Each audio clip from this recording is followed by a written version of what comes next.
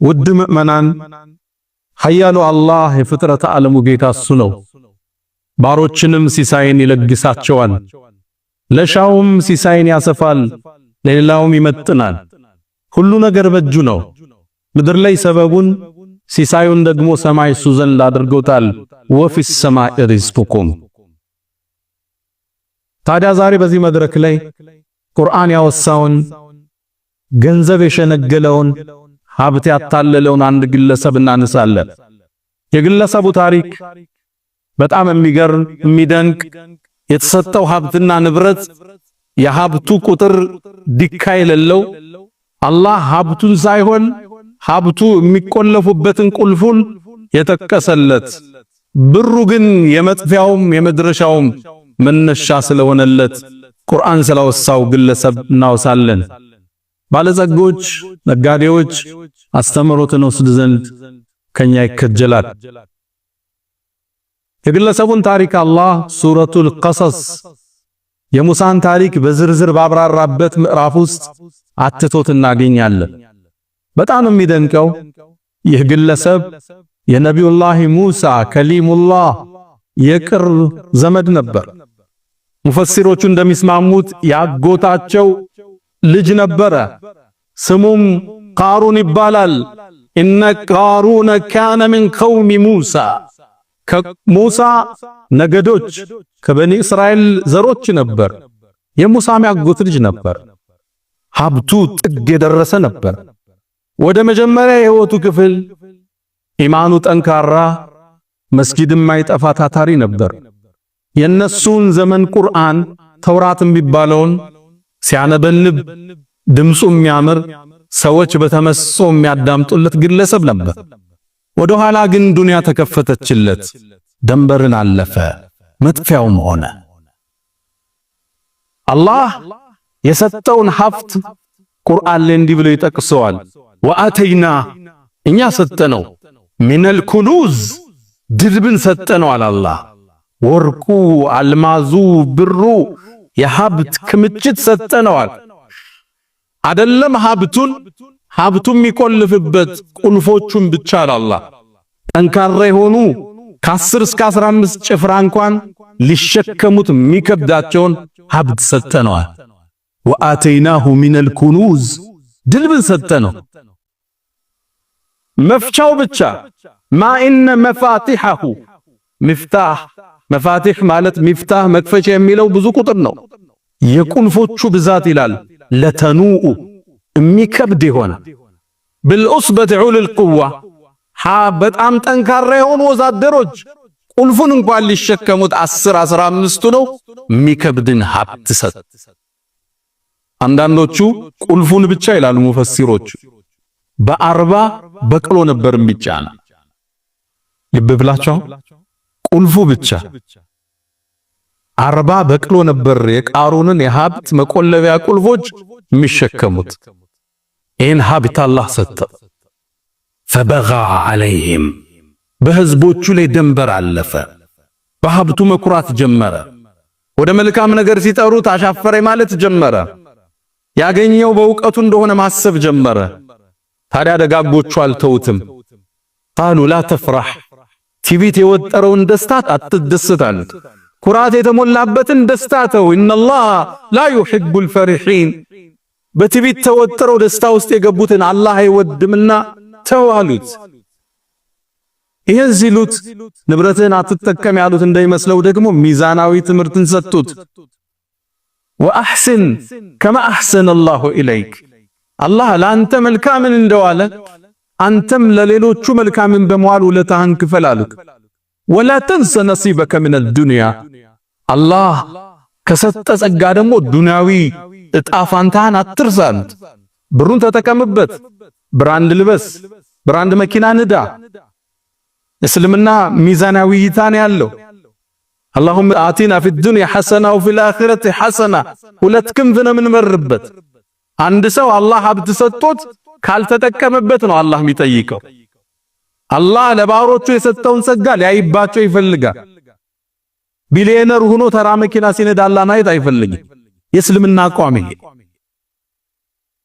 ለዛ ነው ነብዩ አለይሂ ሰላቱ ወሰለም አንድን ሰው አላህ የሰጠውን ጸጋ ሲጠቀምበት ሊያየው ይፈልጋል። ዩሂብ ነው የሚለው ሐዲሱ፣ ይወዳል በእንባሪያ ሲያየው። ሀብት ካለ ጥሩ ቤት ነው ውስጥ ነው፣ ጥሩ መኪና ንዳ፣ ብራንድ ልበስ፣ ግን ወላ ተንሳ ነሲበከ ሚነ ዱንያ እንዳለ ሁሉ ወአሕሲን ከማ አሕሰነ አላሁ ኢለይክ። ይሄን የመከሩት አላህ መልካም እንደዋለልህ አንተም መልካም ነዋል። መስጂድ ስራ፣ ድሆችን ደግፍ፣ ወገኖችን አቋቁም፣ ቤተሰቦችን እርዳ። ወአሕሲን ከማ አሕሰነ አላሁ ኢለይክ። ደግሞም ይህን ስንልህ ብርህን ነጠቃ እንዳይመስልህ፣ ወላ ተንሰ ነሲበከ ሚነ ዱንያ፣ ምድራዊ ጸጋህንም አትርሳ፣ ተዝናናበት፣ ብር የተሰጠ ለዛ። ወአማ ቢኒዕመቲ ረቢከ ፈሐድስ፣ የጌታን ጸጋ ተናገረው ተብሏል። ይታይብህ፣ ሰጭ መሆኑ አላህ ይታይ። በሰራው ፎቅ በምትኖርበት ቢላ ግን ደግሞ አካፍለህ ደር። ለዛ ነው ኢማሙ አቡ ሐኒፋ ሀብታም ነበሩ። አቡ ሐኒፋ መስጂድ ሲገቡ የሽቷቸው ጠረን መስጂድ እንደገቡ አወል ሶፍ ያለ ሲያቅ ነበር። ዘመናዊ ነገስታት የሚቀበቱ ሽቶ ነበር የሚቀበ። ኢማሙል አዕዘም የፉካሃዎቹ አባት እያንዳንዱ መዝሃብ የሳቸው ጥገኛ ነው የሚባልላቸው ነጋዴ ነበሩ። አንድ ልብስ ስለራሳቸው ሲወስዱ አንድ ልብስ ሰደቃ ይሰጣሉ ይባላል። ወላ ተንሰ ነሲበከ ሚነ ዱንያ ወአሕሲን ከማ አሕሰነ አላሁ ኢለይክ ብለው መከሩት። ቢሰማ ግን ፍቃደኛ አይደል። አንድን እኩይ ቃል ተመለሰላቸው። ቃለ ኢነማ ኡቲቱሁ ዐላ ዒልሚን ዐንዲ አላቸው። ይህን የምታዩትን ሀብት እኮ የተሰጠሁት በእውቀቴ ነው አላቸው። በቢዝነስ ጥበቤ፣ በግንኙነት ጥበቤ ሌት ተቀለፍቼ። አሁን እንደሚባለው ስለ ሀብቱ ሲናገር ቻይና ወጠን፣ ዱባይ ተመላልሰን፣ በረሃ ወርደን አርሰን፣ ወርቅ ቆፍረን እኮ ነው ያመጣ ነው ዝም የመሰለ ይላል። አንተ አዲስ አበባ ነው ያለው፣ ያንተ ወርቅ ቆፋሪዎቹ ግን ገጠር ነው ያሉት። እነሱ ካንተ በላይ የለፉን። የሰጠህ አላህን ወአተይና ሰጠነው አላህ። አው ግንኙነትን ተጠቅመ ሊሆን ይችላል፣ ደክመ ሊሆን ይችላል። ካንተ በላይ የሚደክሙ ግን ሰራተኞች አሉ፣ ያንተን ያህል ሪዝቅ የላቸው። ሪዝቅ የሚሰጠው አላህ ነው፣ ሲሳይ የሚከፍተው አላህ ነው። አው ሰበብ አድርሰ ሊሆን ይችላል፣ ደክመ አታትረ ሊሆን ይችላል። ካንተ በላይ የሚታትሩት ግን ያንተ ቅጥረኞች ናቸው። ኢነማ ኡቲቱሁ ዐላ ዒልሚን ዐንዲ። ይሄ ዝም ብሎ የመጣ ብር መሰላል። በእውቀቴ እኮ ነው ደክሜ ወጥቼ ወርጄ አሰላስዬ ግንኙነት ፈጥሬ ኢንተርናሽናል ኔትወርክ ፈጥሬ የመጣ ብር እኮ ነው አለ። አላህም ተቆጣበት። እችን ያዘበት አላህ ማስከትሯል። አያቅም እንዴ እኛ ከሱ በፊት ከሱ በላይ ሀብትና ከሱ በላይ አቅም የነበራቸው ሰዎች እንደደመሰስነ አልሰማም እንዴ አለ አላህ አስከትል። ከዛም አንዴ የጥፋቱ ቀን ተገለጠ። فخرج على قومه في زينته። አንድ ቀን በኒ እስራኤሎች በሞሉበት አካባቢ ወርቁን አሰልፎ ጋርዶቹ አጅበውት አገልጋዮቹ ፊት ተሰልፈው ሚያምር ቢጫና ቀይ ልብስ ለብሰው የወርቅ ኮሮቻ ላይ ተቀምጦ ከቤተ መንግስቱ ወጣ። ሲያዩት ሚያምር ነበር፣ ግርማ ሞገስ የተሞላው። فخرج على قومه ወደ ህዝቦቹ ወጣ። ይሄ ሁሌ የሚያረገው ነው። ወጥቶ ሀብቱን አሳይቶ ጉራውን ነፍቶ ይመለሳል ሁሌ። በዚህ ጊዜ ግን አላህ ሊያልፈው አረፈለከ። ልክ እሱ ሲወጣ ሙእሚኖቹ ከሁለት ተከፈሉ። ንዋይ ያጠቃቸው የዱንያ ፍቅር ያሸለፋቸው ያ ለይተለና مثلማ ኡቲየ ቃሩን፣ ምነው ለኛስ ቃሩን እንደተሰጠው እንዲህ ሀብት በኖረነ ኢነሁ ለዙ ሐظ ዐظيም፣ ትልቅ ጣለይ ነው ያለው አሉ። ኢማናቸው ተንሸራተተ። አንዳንዱ እንዲህ ገጥመዋል። የሌሎችን ሀብት ሲያይ ምቾት ድሎት ሲያይ ኢማኑ መርጊያ ያጣል። እነዛ ሙእሚኖቹ ዕውቀት የተሰጣቸው ግን ዞር አሉ። እንዴ እናንተ ምን ነካችሁ? ይሄ እኮ ዱንያ ተራ ጥቅም ነው፣ ጥቅም ነው። ዱንያ አላህ ዘንድ የትንኝን ክንፍ ልብ በሉ። ነብዩ አለይሂ ሰላቱ ሰላም እንዳሉት ዱንያ ትንኝን ብትመዝን አላሉ ለው አነ ዱንያ ተዚኑ عند الله جناح بعوضة፣ የትንኝን ክንፏን ትንኛን አላሉ እሷን ብትመዝን ኑሮ ለአንድ እሱን ለካደው ሰው አንዲት ጉንጭ ውሃ ያጠጣውን ብለዋል ነብዩ አለይሂ ሰላቱ ወሰላም። እባካችሁ አሏቸው በዱንያ አትሸንገሉ። ዱንያ እኮ አላህ ዘንድ ዜሮ ነች። አላህ ዘንድ መልካም ሥራዎችን ማስቀደም ይበልጠናል አሉ። በዚህ ውዝግብ ላይ ያሉ አላህ ዳኝነት ሰጠ። ፈኸሰፍና ቢ ወቢዳሪሂ አልአርድ እሱንና ያለውን ንብረቱን በአጠቃላይ መሬት እንድትሰረግዶ አላህ አዘዘ። መሬት ተከፍታ ዋጠችው። ዙሪያው የነበረ አገልጋይ ሁሉ ተበተነ። ከሀብቱ አላህ አንድ ሳያስቀር ወደ መሬት ውስጥ ከተተው። እነዛም ምእመናኖች ይህን ክስተት ሲያዩ ደነገጡ። አላህ እኮ ለኛ በጸጋውን ባይሞላ ኑሮ ተመሳሳይ ክስተት ይገጥመን ነበር።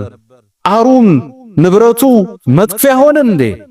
አላህ ቃሩንን ለትውልድ በሀብቱ ለኮራ፣ በስልጣኑ ለኮራ፣ በክብሩ ለኮራ፣ ሰዎችን ቆርጦ ለሚያይ በአፍንጫው ለሚያናግር ሁሉ አላህ ምሳሌ አድርጎ ጣለፈ። አላህ ታዲያ አንቀጹ ሲቋጨው የቃሩንን ታሪክ ተርኮ በአንድ አረፍተ ነገር ዘጋው። ትልከ ዳሩል አኺራ እኛ እኮ የቀጣዩን ዓለም ነጅዐሉሃ እናረጋታለን ለለዚነ ላ ዩሪዱነ ዑሉወን ፊል አርድ ምድር ላይ በሰዎቹ ላይ መኮፈስል መኩራትን ለማይወዷት እናደርጋታለን አላህ። ወለዐቂበቱ ሊልሙተቂን መጨረሻው ፍጻሜው አላህን ለሚፈሩት ነው የሚል የቁርአን አንቀጽ የቃሩንን ታሪክ አላህ መዝጊያ ያደረገው። ቃሩን ሁሌም ቢሆን ለሁሉም ትውልዶች በሀብታቸው ለኮሩ ሀብታቸውን ይዘው በእውቀታቸው ብቻ እንዳገኙ ታስበው ለሌላው ለማካፈል አሻፈረ ይላሉ ሲመከሩ ምክርን ላልሰሙ ከመካሪዎቹ በላይ ለተኮፈሱ መቀጣጫ ይሆን ዘንድ ቁርአን ላይ አላህ ታሪኩን ጠቀሰው። አላ ወተሰደቁ ወፈዐሉል ኸይራት ወስተግፊሩ ረበኩም ፈጡባ ሊልሙስተግፊሪን